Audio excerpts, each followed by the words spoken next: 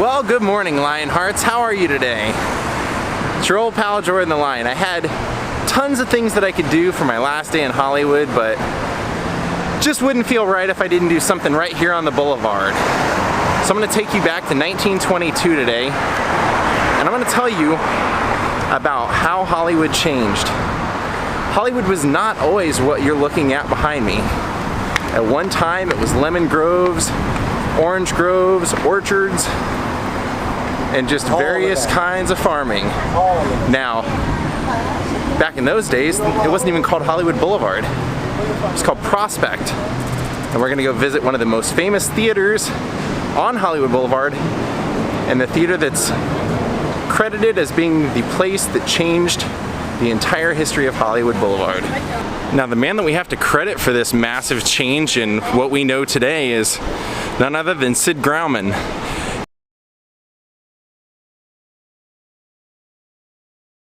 If you remember when I did the vlog on the $1 Million Theater downtown on Broadway, I mentioned then that in those days when that theater was constructed, Hollywood Boulevard was nothing. All the entertainment filtered through Broadway. And he changed all that. See, he noticed that throughout the 10s and the early 20s that the population of Hollywood had doubled, and that it went from being farmland, which it almost was none by that point, to apartments and businesses. So he came up with a way to capitalize on that. Now, with the help of Charles Toberman, a man who would become synonymous with this town because he would be the developer who was responsible for Grauman's Chinese Theater as well as many other theaters and buildings in this neighborhood. He undertook Sid's challenge and came up with a new idea that would become what is now known as the Egyptian Theater. This theater would end up costing $800,000 to build and take a year and a half. But it would become spectacular, and it would become the theater that hosted the premiere of Douglas Fairbanks' Robin Hood. At the time, the most expensive movie ever filmed at $1 million.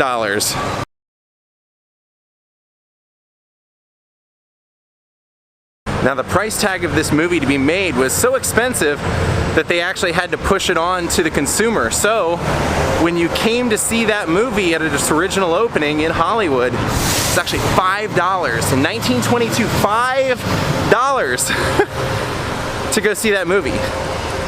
Other screenings in the night or less popular times could range from 75 cents to $1.50, but this was the only theater in Los Angeles that was showing that movie. Hi, Marlena Dietrich.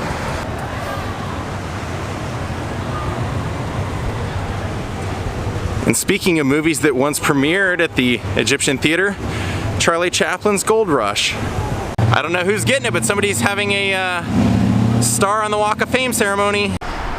Look out for spiders. Well, here we are, right at the corner once known as Dakota and Prospect, which is now Hollywood Boulevard. Right there.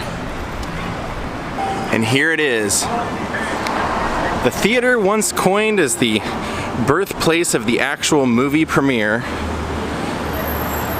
it was constructed with the idea of the moment you walked into the courtyard, you were in what would be considered the lobby, and the red carpet would go right down the center of this. Look at that. Now, the theater itself also was where the premiere of the 10 Commandments, the original Cecil B. DeMille 10 Commandments, was.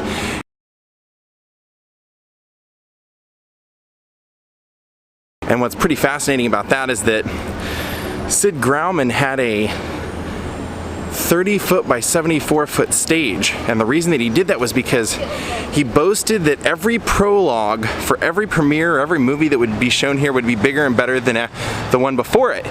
And so what he did was when 10 Commandments debuted, Cecil B. DeMille actually had some of the actual actors in their costumes come and perform on that stage before the movie. What was also pretty fascinating about this was that this theater was actually originally, if you go back and look at the blueprints, it was actually going to be a Spanish theme. And then what happened was that in 1922, because Howard Carter had been making all those ventures over to find the remains of King Tut, the world was kind of swept up in this Egyptian motif. And so the architects and Mr. Toberman came together and they decided to change the idea into an Egyptian motif, which to their credit was a pretty smart move, because about 2 weeks after this theater opened, Howard Carter did find the remains of King Tut. Now, if you look at the tiles on the roof up here, those are actually Spanish tiles. And the story behind that is, like I said, it was originally going to be a Spanish-themed building. They had already purchased the tiles and had the tiles delivered when they decided to change the idea and go Egyptian, so they just decided to keep it. And that's why those tiles are like that. Now, throughout history, this theater actually was not, it did not stay open this whole time. Actually, in 1927, Sid Grauman just kind of got bored with it when he started working on the Chinese theater, which was right down the street, and he sold the theater. And then over the years, it just, as many things do, it just started to fall into disrepair, and different owners had bought the property and tried to renovate it throughout the 50s and 60s the way pretty much every theater did around here, just trying to keep up with the times, and it was pretty unsuccessful. So United Artists was actually the last company that owned this, and they closed it down in 1992, and it stayed that way and actually became property of the city of Los Angeles. And then in 1997, the city of Los Angeles sold it to the company that now owns it, and their name is actually out here on front. I'll show you and give them a little bit of credit. They're called American Cinematique.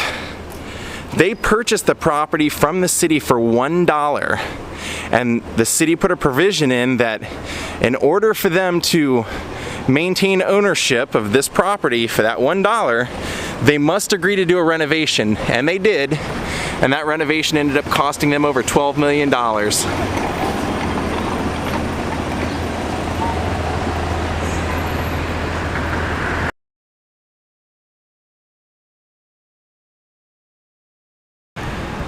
Now, of course, I probably don't have to say this, but I will say it. That is not the original screen in here that was in here. Like I said, they've went through multiple renovations, but they had gotten rid of that original screen in the 50s because they were doing a special curved screen for the release of Oklahoma. And that was the screen that they had here. I think it was called Toda Vision or Tada Vision.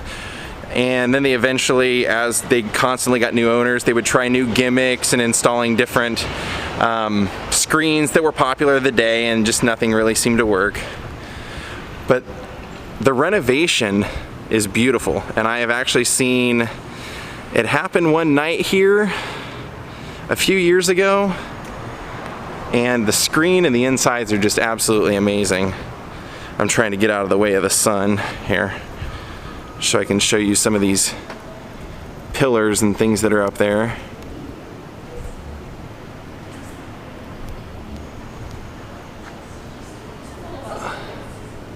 Now you can actually take tours of the theater, but it's weekends only, and this is not a weekend, unfortunately. But what the theater is used for now, it's not used for popular releases that are coming out. You wouldn't come see a movie here that's being released at this moment.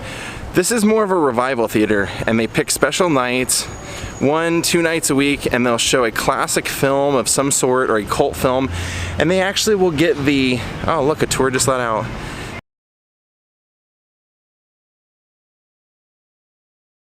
They will actually get the director or somebody who was involved in the movie in some way to come out here and do a talk after the film. And I actually saw that tour in there. I was gonna show you guys inside the glass, but they were all walking out, so let's look now. There you can see a little bit inside.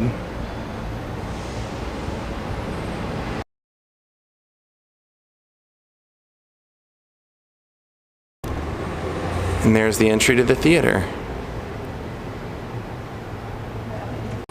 If you're wondering to yourself, like I was, why did Sid Grauman abandon this theater when it was so luscious and amazing looking? And like I said, he became enthralled with the success of the Chinese theater, and the reason that was successful was obviously, because of the handprints, the footprints, and the signatures in the cement.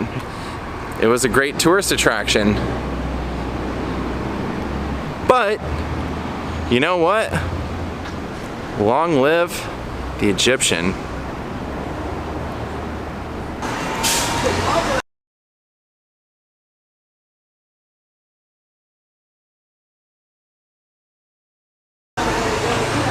It's almost hard to even imagine that somebody paid $5 to come to the premiere of Robin Hood in 1922. I mean, that's a great movie and all, but $5 for that day when the normal ticket price was between 75 cents and $1.50, it's pretty unfathomable. And they actually said that they had tickets so popular in those days for that premiere itself that they made the tickets available for purchase up to 2 weeks before the event. Just imagine, man, that premiere right there, walking down that aisle where the red carpet would have been. And when I get back, we'll be vlogging you, my friend. A lot's changed in 95 years. Look, it's a Banksy. Not that far. He put this up when he was out here for the Oscars that year that Exit Through the Gift Shop was nominated. And they've actually covered it in plastic so that nobody can deface it, which is kind of funny. Love Banksy's work. And there actually used to be one right here where they painted over, so it's probably a good thing they covered up the other one. Look where I am!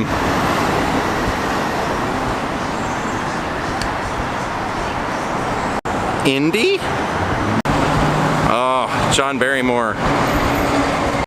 Okay, you see that big sign up there that looks like a the clapboard for filming?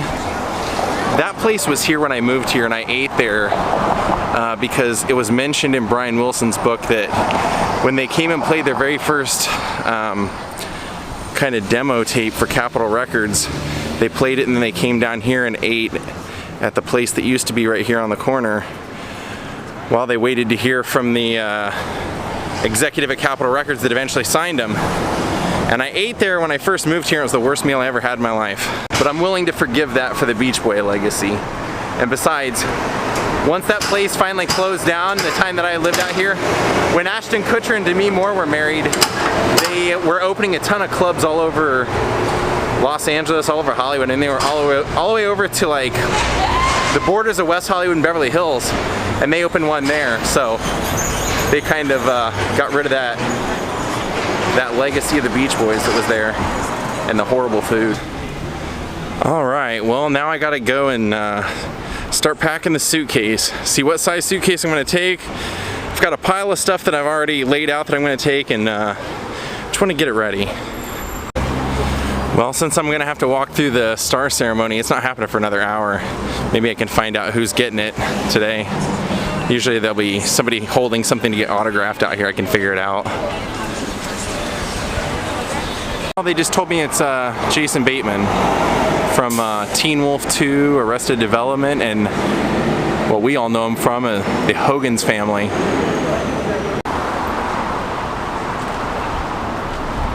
Well, Hollywood sign, we're gonna miss ya. See you in a couple of weeks. Don't change. Do not change. Unless you go back to Hollywood land. Just makes me think of my boy Jaw. Missing Jaw already.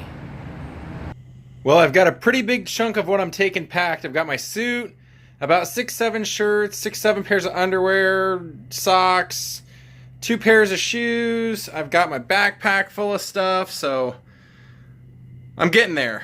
I'm getting there. Well, I've got a good bit of everything done. I mean, really, now I'm down to the point where I'm thinking about walking over and getting a haircut before I go real quick. I don't know. And I just need to get a bag for my toiletries, and then I think I'm pretty much good to go. I want to make sure I figured out how to put this phone on the proper settings so that I don't incur roaming charges and all that stuff all across the country. So I may actually call the phone carrier just to be sure, and then I'll be heading out of here in a couple hours. And my friend who's going to be staying here, I think he gets here like an hour after I leave, so we'll just be missing each other. Well, I definitely won't be looking at that for a while. No complaints here.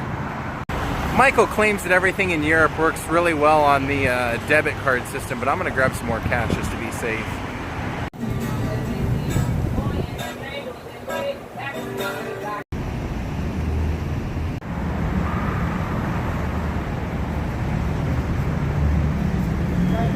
Well, we're taking off here momentarily, and then we'll be headed to the airport, and next stop, somewhere in Europe.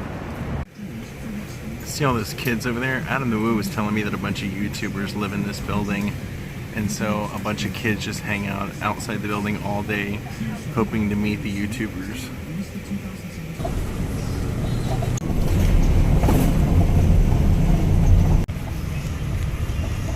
Well, Lionhearts, this is where we say goodbye. And Jaw, if you're watching, I'll see you tomorrow, Jaw. Lionhearts, have a great night. I'll see you from somewhere else in the world tomorrow.